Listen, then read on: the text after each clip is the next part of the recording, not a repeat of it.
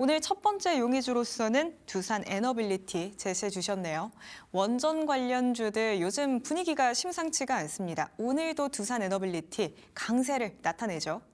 네. 시장은 늘 조용히 좀 움직일 때가 가장 무서운데 뚜렷한 뉴스 없이도 수급이 붙어주고 그리고 기술주처럼 막 튀지도 않는데 꾸준히 올라가는 종목들. 사실 두산 에너빌리티가 딱 그런 흐름입니다. 원전 테마의 단발성 급등이 아니라요. 기존 사업의 안정성 그리고 미래 에너지, 해상 풍력의 SMR 성장성 거기다가 이 글로벌 유지보수 매출 구조가 사실 서서히 겹치면서 시장의 평가 방식이 좀 바뀌고 있는 시점입니다.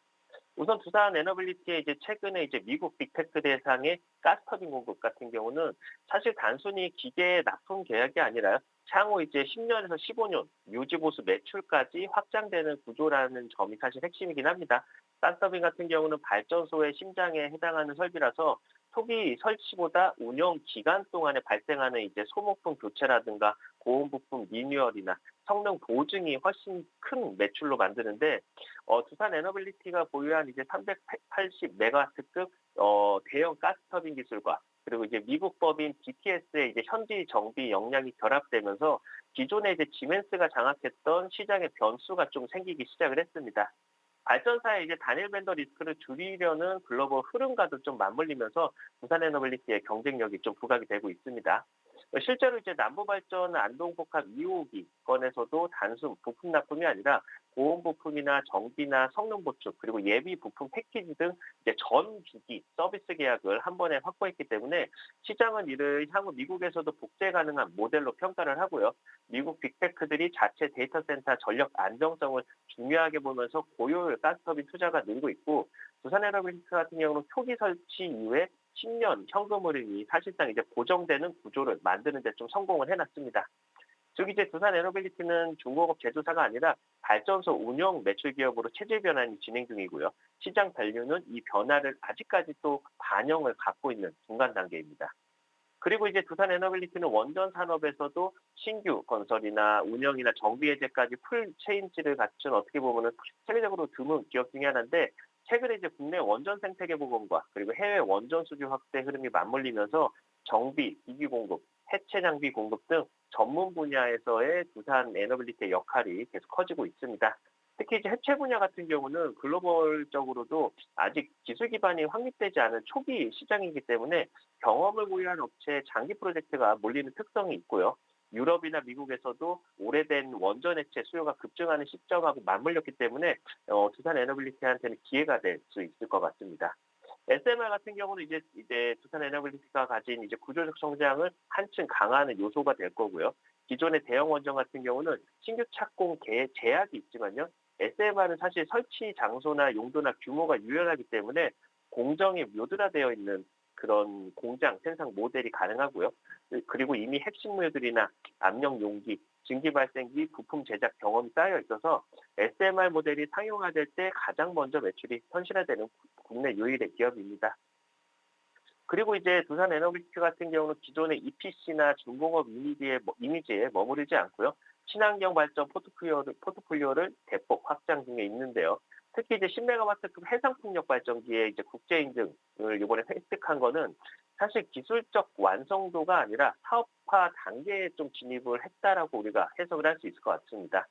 해상풍력 같은 경우는 국가 단위 프로젝트가 주도하는 산업이기 때문에 인허가, 그리고 시공, 운영, 유지 관리까지 한 번 열리면은 5년에서 10년 단위 수주가 연속적으로 좀 이어지는 특징이 있습니다. 그래서 즉 기술 확보만으로도 향후에 단연 계약의 가시성이 높아진 셈이고 수소 터빈 역시도 가스 터빈 기술력과 구조적으로 좀 연결이 되어 있다 보니까 기존 설비의 효율 개선이라던가 개조 시장에서도 기술력이 활용이 될 겁니다.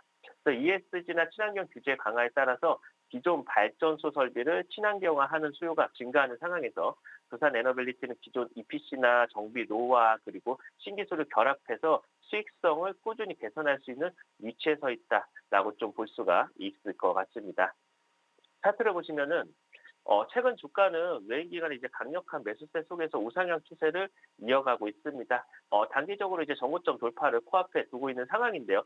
사실 소리소문 없이 올라가고 있고요. 뉴스가 나올 때는 이런 강한 급등 흐름들을 좀 자주 보여주고 있는데 실적 시즌이 다가올수록 더더욱 움직임이 더 붙어질 수 있고요. 그리고 미국발 빅사이클 수혜와 그리고 전력 수혜 기대감이 커진 상황 속에서 매물 소화는 어느 정도 마무리 단계에 들어갔으니까요. 이 정고점 돌파 이후에 10만 원 안착 시에 가격 변화에 따른 매물 소화구를 얼마나 빠르게 지나갈 수 있을지 체크가 필요할 것 같습니다. 정리해보면 두산 에너빌리티는 SMR, 해상풍력, 가스터빈이라는 구조적 성장축이 명확하고요. 중동이나 폴란드, 체코로 이어지는 글로벌 장기 수주 흐름도 살아있고요. 거기다가 현금 흐름이 턴어라운드로 전환되는 시점이 겹치고 있습니다. 즉 우연이 아니라 근거 있는 회복이 이어지고 있는 상황이고 그래서 이제 조정이 와도 흐름이 꺾이지 않는 체력이 있는 종목이다라는 점이 핵심일 것 같습니다. 오늘의 용의주 두산 에너빌리티였습니다. 체질을 바꿔나가고 있는 두산 에너빌리티입니다. 실적 시즌이 다가오면 조금 더 강한 움직임 연출될 수도 있겠다라고 전망까지 주셨으니까요. 우선은 10만 원 선 어떻게 넘겨내는지부터 체크하시죠. 이렇게 첫 번째 용의주 두산 에너빌리티였고요. 두 번째 용의주로서는 LG 디스플레이를 제시해 주셨습니다. 요즘 시장 보다 보니까요, 반장님, 뭔가 그룹주들이 움직이기 시작하면 동반으로 우르르 다 같이 강세를 또 나타내더라고요. 네, 요즘은 뭐 사실 쏠림 현상이 지속되고 있다 보니까 조금만 좋은 이슈가 부각이 되면은 그렇게 이제 다 같이 움직이는 모습들이 좀 많이 나오고 있는 것 같습니다. 우선 이제 마치 오래된 나무가 불필요한 가지를 잘라낼 때 이제 굵은 줄기가 성장하듯이 사실 LG 디스플레이도요, 사실 지난 2년간은 혹독한 가지치기를 해왔었습니다. 중국 패널 공세로 흔들렸던 LCD 사업은 과감하게 정리해내고 OLED 중심의 고부가 가치 체제로 방향을 완전히 틀어난 시기였는데 그 과정에서 이제 적자 비용 부담이 드러났지만 사실 이는 불필요한 무게를 덜어낸 진통 시기였고요. 이제 LG 디스플레이 같은 경우는 가벼워진 몸, 그리고 구조적 성장이라는 새로운 체질로 돌아서는 구간에 진입을 했습니다. 우선 LG 디스플레이 같은 경우는 2022년에서 2023년 동안 LCD 이제 사업 부진으로 이제 대규모 적자가 있었습니다. 이는 단순한 위기가 아니라 구조 전환의 전초전이었는데요. LCD 같은 경우는 중국의 이제 BOE라든가 CSOT라든가 이런 회사들이 저가 공세로 PRQ 경쟁에서 모두 밀릴 수밖에 없었고요. 팔수록 손해가 누적되는 구조가 고착화됐었습니다.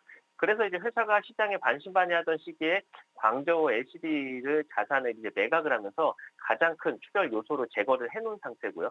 그 결정 이후에 수익성은 빠르게 안정되기 시작을 했고 오히려 이제 OLED 비중 같은 경우는 46%에서 60%까지 올리면서 체질 자체가 부가가치 이제 중심으로 좀 이동을 했습니다. 그래서 OLED 비중은요 65% 정도까지 올라갈 것으로 이제 확대가 전망이 되는데 이는 패널 업체 중에서 가장 높은 수준이고요. 글로벌 OLED 시장에서도 삼성에 이어서 어떻게 보면 실질적인 듀얼 플레이어로 자리 잡았다라고 우리가 볼 수 있을 것 같습니다. 특히 이제 중요한 점은요, 카펙스를 무리하게 늘리지 않고도 수익 개선과 공정 최적화만으로도 영업이익이 회복될 수 있다는 점, 이게 가장 좀 중요하지 않을까라고 좀 보고 있습니다. 그리고 이제 LG 디스플레이의 실적 개선의 중심은요, 단연 모바일 OLED입니다. 특히 이제 애플향 OLED 공급 같은 경우는 출하량 변동이 크지 않고요. 계약 구조가 안정적이기 때문에 분기 실적이 안정적으로 반영되는 좀 특징이 있는데요. 작년 이제 애플향 출하량은 약 7만 5천 대, 7,500만 대 수준으로 추정이 되고요. 전년 대비 이제 10에서 한 12% 정도 성장한 수치인데 이 부분이 좀 중요한 이유는 이제 모바일 OLED는 수율이 일정 수준 이상 올라가면은 단위당 마진이 좀 급격히 좋아지는 레버리지 구조를 갖고 있기 때문에 즉 출하량이 1에서 2%만 증가해도 영업이익은 10% 이상 개선되는 효과가 나타납니다. 그래서 여기에 이제 올해부터 이제 본격화되는 IT OLED 수요 또한 다른 성장축으로 볼 수 있고요. 삼성이나 LG나 레노버 등 주요 브랜드가 이제 OLED 노트북 라인업을 확대하고 있어서 애플도 이제 아이패드나 맥북 OLED 전환이 예정되어 있는 상황이기 때문에 중장기 출하량 증가가 어떻게 보면 확정이 돼 있다라고 볼 수가 있겠습니다.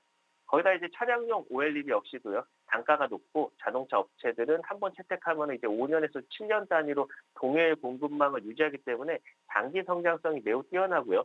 LG 디스플레이는 신규 공장 증설을 부담으로 늘리기보다는 기존 라인의 수율 극대화 전략을 집중하면서 적정 비용으로 최대 이익을 만들어내는 구조로 진화 중입니다.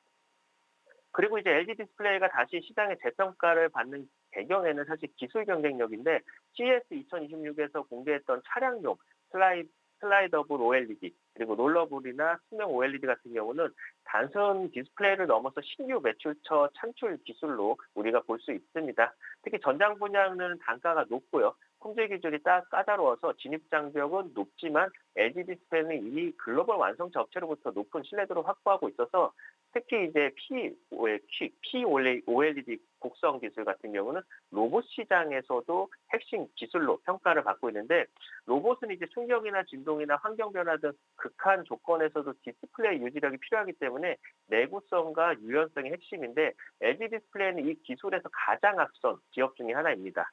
또한 이제 대형 OLED 확산이나 게이밍 OLED 수요 강화라든가 투명 OLED 상업화나 산업용 확대 등 다양한 이제 신사업 진출이 이뤄지고 있고 그동안에 이제 저평가받던 이유가 사실 LCD 구도의 부진이 완전히 정리되면서 기업 가치는 이제 본업 경쟁력과 신사업 기술력으로 재평가되는 사이클에 들어섰습니다.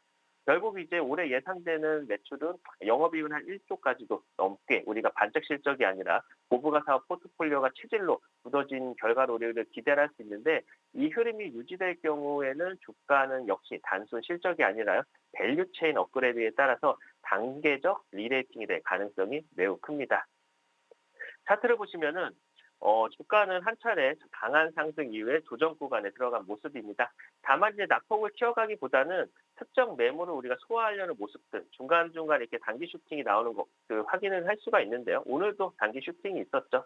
이렇게 이제 매물 구간을 빠르게 이제 소화하려는 모습들이 갖춰지고 있는 상황 속에서 오히려 눌린 구간에 외인의 대량 매수가 이렇게 유입되는 걸 확인할 수 있다 보니까요.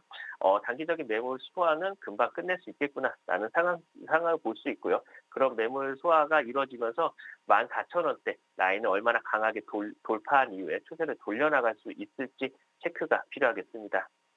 정리해보면 LG 디스플레이는 지난 몇 년간 힘든 터널을 지나왔지만요. 이제는 흔들림 없는 수익 구조라는 새로운 길에 올라섰습니다. 과감해진 구조 조정이나 OLED 중심 재편 그리고 모바일이나 IT 전장 확장이라는 이런 삼박자가 모두 갖춰졌는데 이런 기업은 사실 주가가 올라간 뒤가 아니라 구조가 바뀔 때가 중요하고요. 지금이 바로 그 토입에 좀 있다라고 볼 수 있겠습니다. 오늘의 웅이죠. LG 디스플레이였습니다. LG 디스플레이 매물 소화 과정을 걸치고 있습니다. 금방 매물 소화한 이후에 주가 14,000원 선 돌파도 한번 기대 걸어보시죠.